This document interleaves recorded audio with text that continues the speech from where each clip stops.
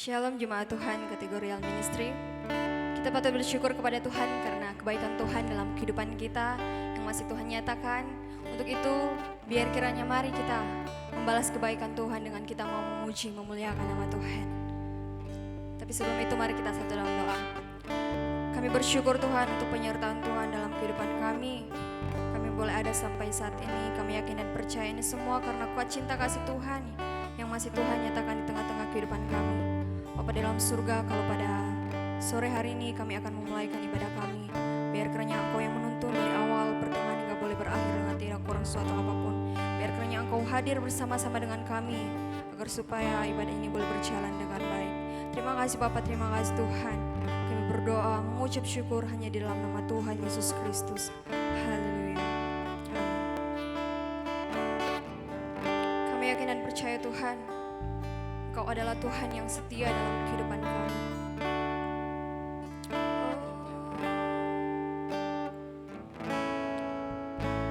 Engkau Tuhan yang setia,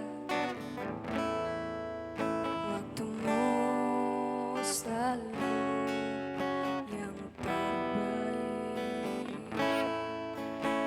Engkau Tuhan sandaranku, dan ku hanya kan berharap padamu.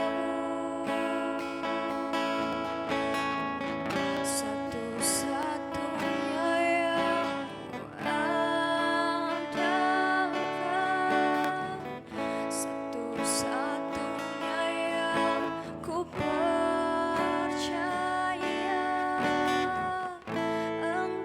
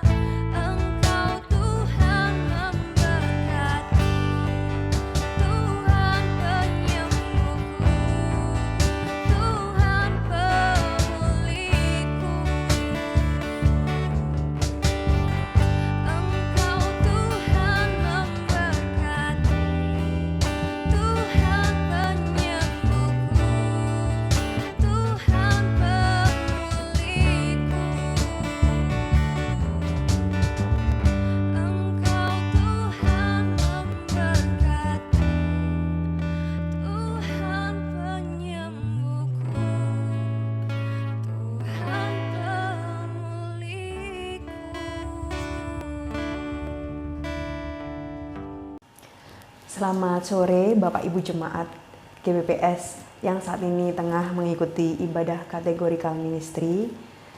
Puji nama Tuhan, kita tetap di dalam naungan anugerah Tuhan yang terus membaharui kita, mendorong kita kepada Kristus, kepada pengharapan di dalam Kristus Yesus. Hari ini kita akan bersama-sama belajar satu kebenaran firman Tuhan.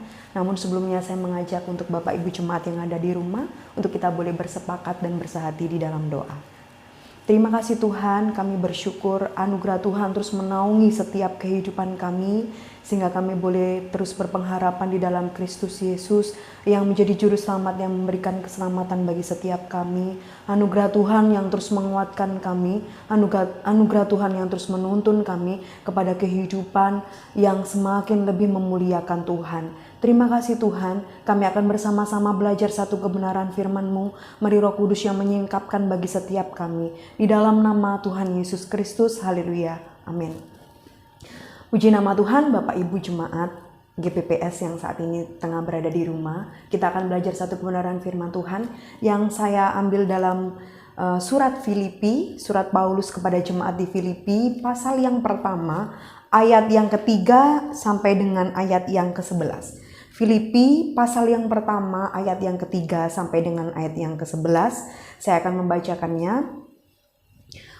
Aku mengucap syukur kepada Allahku setiap kali aku mengingat kamu, dan setiap kali aku berdoa untuk kamu semua, aku selalu berdoa dengan sukacita. Aku mengucap syukur kepada Allahku karena persekutuanmu dalam berita Injil, mulai dari hari pertama sampai sekarang ini. Akan hal ini aku yakin sepenuhnya, yaitu Ia yang memulai pekerjaan yang baik di antara kamu akan meneruskannya sampai pada akhirnya pada hari Kristus Yesus. Memang sudahlah sepatutnya aku berpikir demikian akan kamu semua, sebab kamu ada di dalam hatiku, oleh karena kamu semua turut mendapat bagian dalam kasih karunia yang diberikan kepadaku, baik pada waktu aku dipenjarakan maupun pada waktu aku membela dan meneguhkan berita Injil. Sebab Allah adalah saksiku betapa aku dengan kasih mesra Kristus Yesus merindukan kamu sekalian, dan inilah doaku, semoga kasihmu makin melimpah dalam pengetahuan yang benar dan dalam segala macam pengertian, sehingga kamu dapat memilih apa yang baik, supaya kamu suci dan tak bercacat menjelang hari Kristus, penuh dengan buah kebenaran yang dikerjakan oleh Yesus Kristus untuk memuliakan dan memuji Allah. Bapak Ibu, ketika kita ingin mengetahui sesuatu, contohnya saja ketika kita ingin tahu apakah itu air rasa jeruk atau kopi atau teh, maka kita akan mencoba untuk melihat secara langsung atau kita mencicipi dan mencobanya. Namun ada cara yang lain untuk mengetahui apa yang ada di dalam sebuah botol atau air apa yang ada di dalam sebuah teko. Maka cara yang kedua untuk mengetahui apa yang di dalamnya adalah dengan tidak sengaja menggoncangkan dan tumpah keluar. Maka kita akan tahu bahwa itu berisi teh, itu berisi kopi, itu berisi air putih. Bapak Ibu Saudara, seringkali goncangan-goncangan kehidupan itu akan muncul keluar dan itu akan menunjukkan bagaimana kita dan bagaimana relasi kita dengan Tuhan, bagaimana hubungan kita dengan Tuhan. Banyak rohaniwan atau para pendeta bahkan para pelayan Tuhan yang mengklaim kehidupan rohani mereka melalui postingan-postingan media sosial, melalui status-status di media sosial mereka, bahwa mereka adalah orang-orang yang kuat, mereka orang-orang yang terus diteguhkan oleh Tuhan. Namun tidak sedikit yang mereka ketika menghadapi goncangan-goncangan kehidupan dalam penderitaan ataupun kesulitan, maka itu akan muncul keluar, dan yang keluar adalah tidak sedikit cacian, emosi, amarah, atau bahkan makian. Nah, apa yang keluar Bapak Ibu Saudara? Itu adalah perwujudan dari apa yang terjadi dalam kehidupan mereka.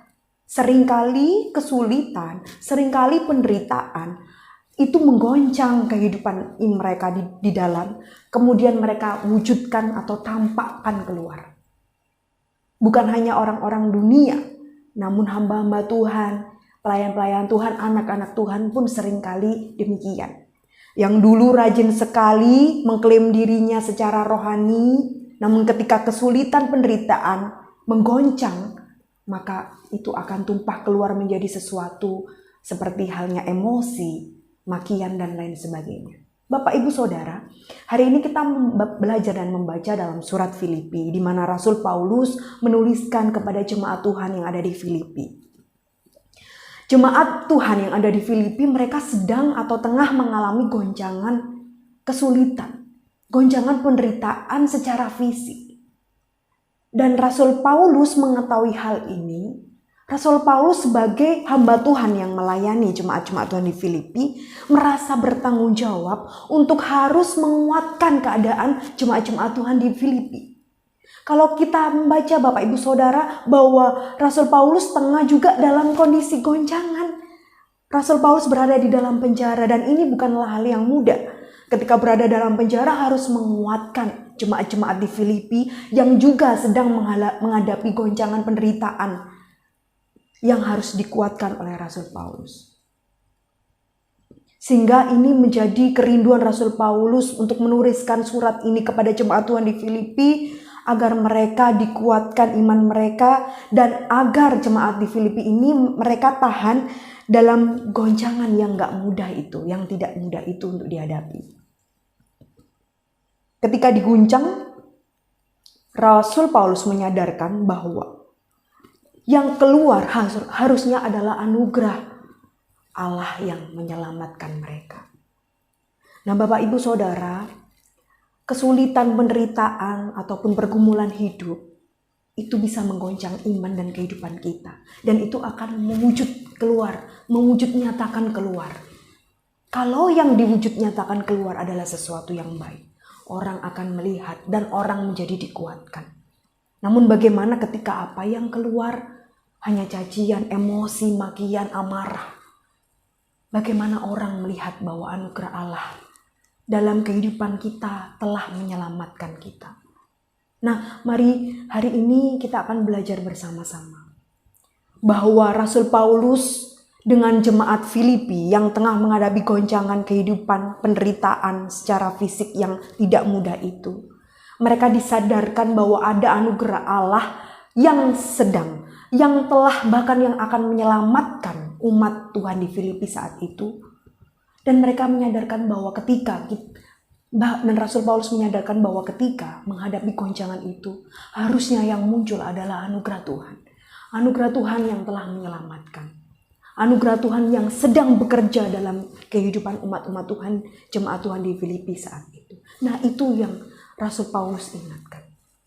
Ada dua hal di sini yang Rasul Paulus tekankan supaya jemaat Filipi memperhatikan apa yang harus mereka jaga, apa yang harus mereka pelihara dalam situasi yang tidak mudah, dalam goncangan yang saat itu mereka hadapi.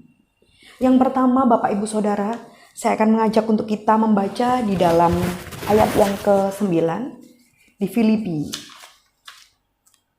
Pasal 1 ayat yang ke-9. Dan inilah doaku, semoga kasihmu makin melimpah dalam pengetahuan yang benar dan dalam segala macam pengertian. Hal pertama yang Rasul Paulus tekankan dan sadarkan untuk jemaat Filipi dalam situasi yang tidak mudah saat itu adalah bahwa ada kasih Allah yang harus dipandu dalam kebenaran. Artinya jemaat Filipi harus bertumbuh dalam kasih yang dipandu dalam pengertian dan kebenaran. Bapak Ibu Saudara, kalau kita melihat di ayat sebelumnya bahwa Rasul Paulus begitu mengucap syukur. Di ayat yang ketiga dan ayat yang keempat, Rasul Paulus menyatakan bahwa dia mengucap syukur akan keadaan jemaat Tuhan di Filipi, akan iman mereka.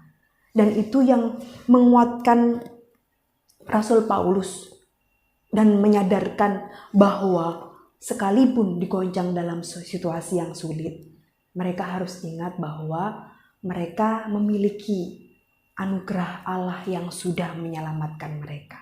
Dan itu menjadi satu-satu kekuatan untuk mereka tetap bertahan. Dan apa yang harus mereka ketahui untuk mereka tetap dapat bertumbuh dalam anugerah Allah? Yang pertama adalah mereka, jemaat-jemaat Tuhan di Filipi, diingatkan untuk mereka tetap bertumbuh di dalam kasih yang dipandu oleh kebenaran, di ayat yang 9 yang kita baca. Kasih yang dipandu oleh kebenaran dan pengertian. Seringkali orang mengasihi, seringkali orang memberi kasih, dan orang lain merasa dikasihi tanpa adanya kebenaran. Saya bisa memberikan contoh seperti ini. Misalkan orang tua, ada orang tua dan anak.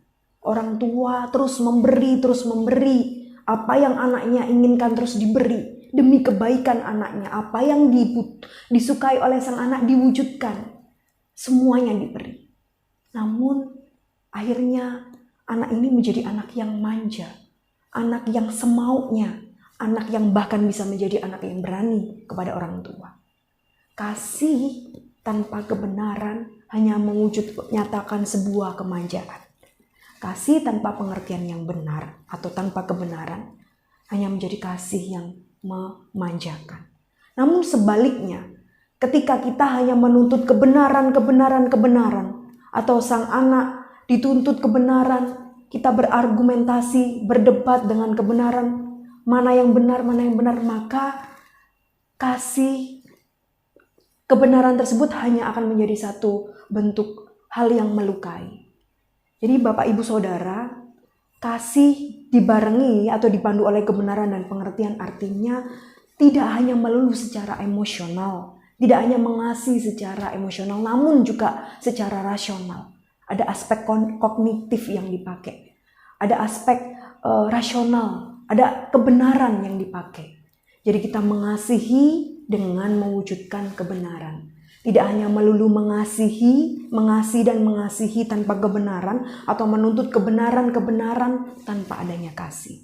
Jadi kasih itu bersifat objektif, yang artinya adalah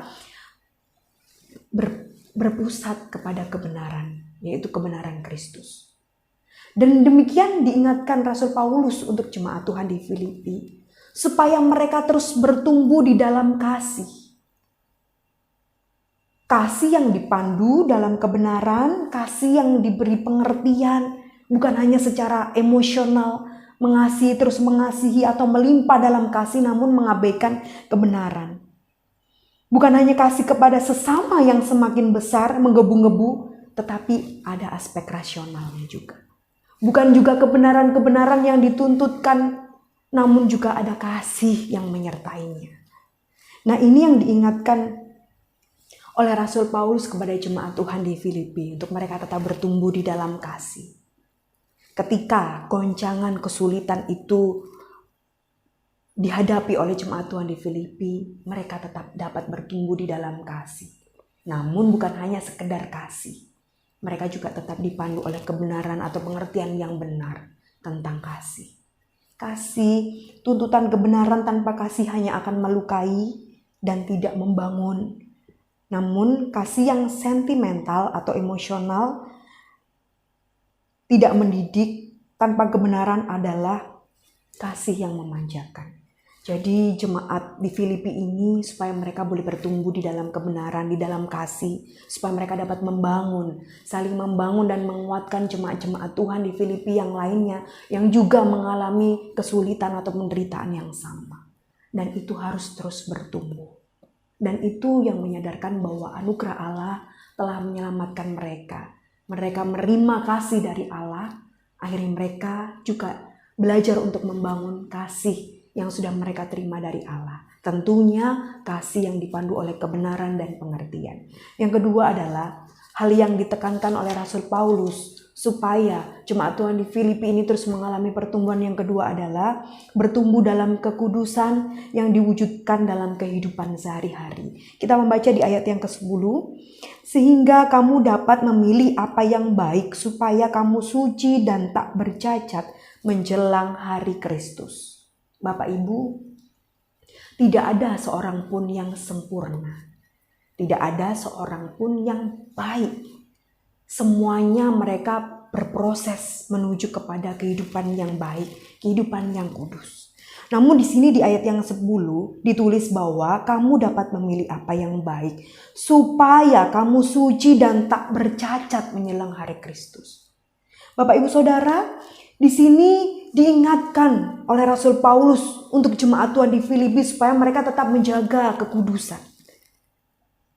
Memang menjaga kekudusan bukanlah hal yang mudah. Tentunya tidak ada satu orang pun yang sempurna.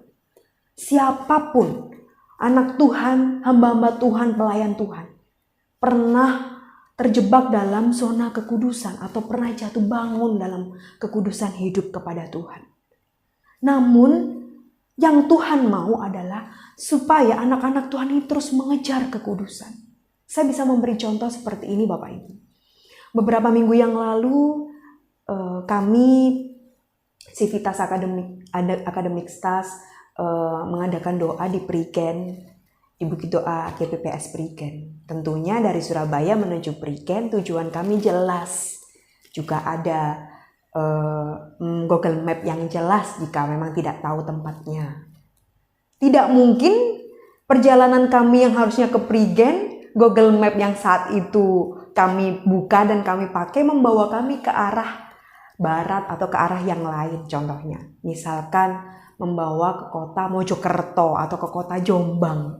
Nah ini salah. Pasti Google Map-nya pasti menuntun kita kepada arah di mana kita akan menuju, yaitu di Prigen. Nah, ada pergerakan di sana. Kalau misalkan kita membuka Google Map, ada pergerakan. Belok ke kiri, belok ke kanan. 10 km lagi. Nah ini ada jelas, ada arahannya. Ada pergerakannya. Bahwa perjalanan rombongan kami menuju ke Prigen.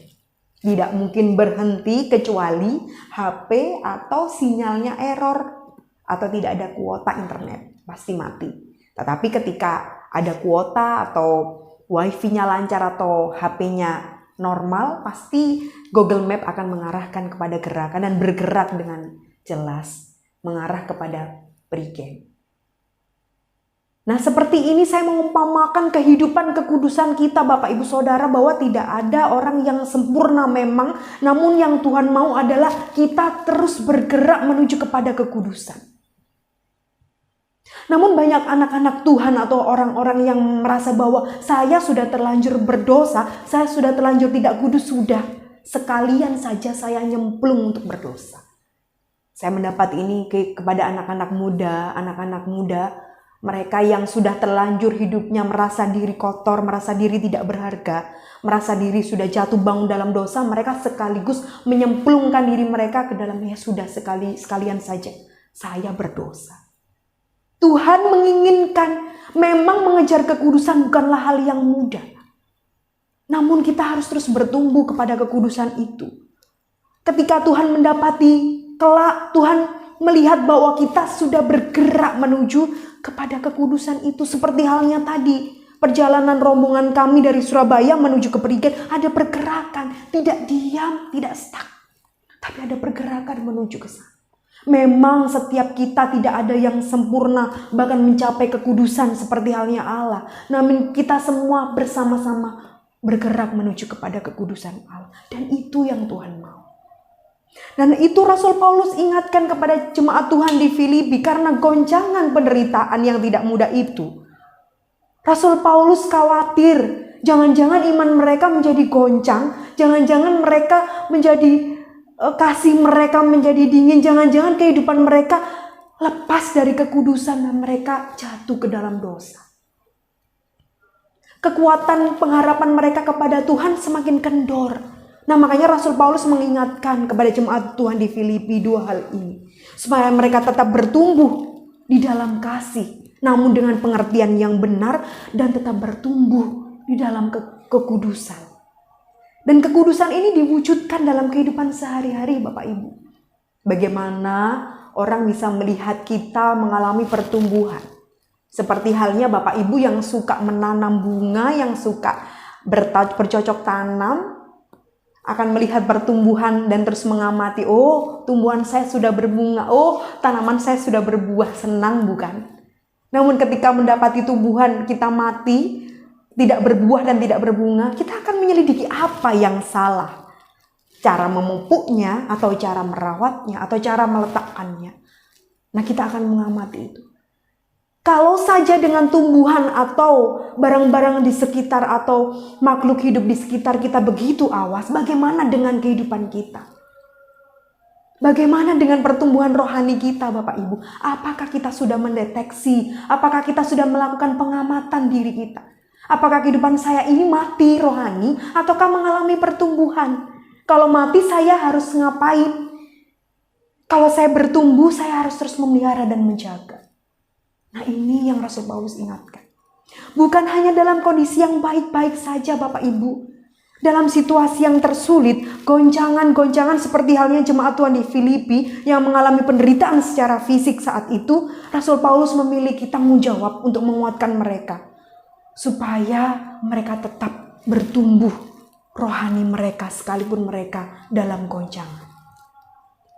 Bapak Ibu, ada seorang hamba Tuhan yang sebelah rumahnya ini adalah seseorang yang belum mengenal Tuhan. Yang suka setiap hari emosi marah-marah. Jadi setiap hari di rumah itu hanya teriak marah-marah, emosi. Kemudian sang hamba Tuhan ini setiap harinya menyalakan atau memutar lagu-lagu rohani. Bukan karena sengaja, namun memang kesukaan seorang hamba Tuhan ini untuk memutar lagu-lagu rohani setiap harinya. Kemudian ketika ada waktu bertemu dengan tetangga bapak yang suka marah-marah ini, bapak ini bertemu dan berkata, "Saya kok senang sekali ya dengar lagu-lagu pujian. Saya senang sekali, saya merasa tenang, saya merasa damai." Lama-kelamaan dengan hamba Tuhan ini di follow up atau dibina sampai kepada sang bapak yang suka marah-marah ini memilih dan menyerahkan hidupnya untuk percaya kepada Tuhan dan dibaptis. Kemudian sudah selang waktu sekitar 2-3 tahun tidak berjumpa. Sang hamba Tuhan ini mendengar kabar bahwa bapak ini tengah dalam kondisi yang sakit. Kemudian dengan bergegas sang hamba Tuhan ini mendatangi sang bapak ini untuk menjenguk dan melihat situasi bapak ini. Kemudian ketika tiba di rumah, didapatilah sang anak dari bapak ini. Sang anak ini menemui hamba Tuhan ini dan berkata bahwa saya ini anaknya. Bapak ini bapak pendeta ya? Sang pendeta atau hamba Tuhan berkata, "Iya, saya yang pernah bertemu dengan bapakmu yang dulu." Kemudian sang anak ini berkata, "Saya bersyukur karena bapak saya, seorang yang pemarah, yang emosi itu, akhirnya memilih untuk menyerahkan hidupnya kepada Tuhan dan percaya kepada Tuhan. Dan saya mau seperti bapak saya untuk percaya kepada Tuhan." Bapak Ibu Saudara, ini seperti halnya cerita yang sederhana.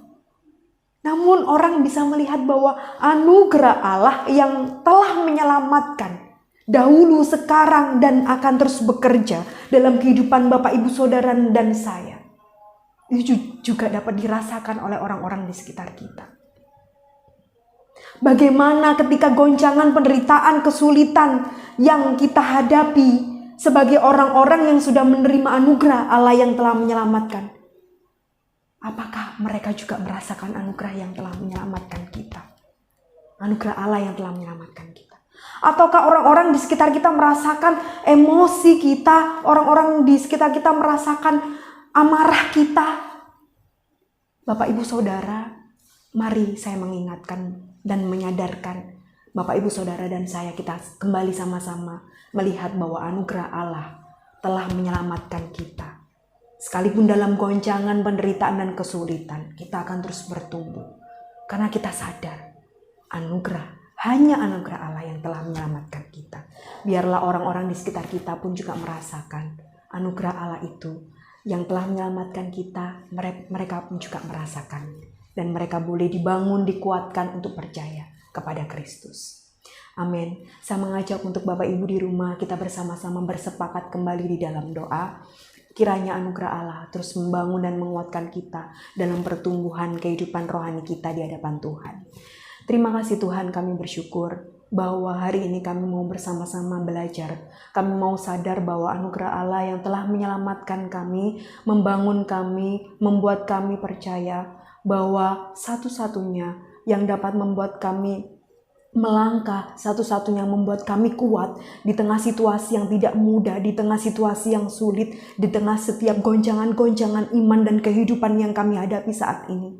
Anugerah Allah saja yang telah menyelamatkan kami, itu yang menguatkan kami. Sehingga kami dapat menguatkan orang-orang di sekitar kami dan mereka boleh merasakan anugerah-Mu Tuhan, menyelamatkan mereka juga. Terima kasih Tuhan, memberkati setiap kami yang mendengarkan supaya kami beroleh hikmat pengertian dan terus bertumbuh kepada kerohanian yang benar di hadapan Tuhan.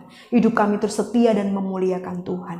Di dalam nama Tuhan Yesus Kristus, haleluya, amin. Tuhan Yesus memberkati.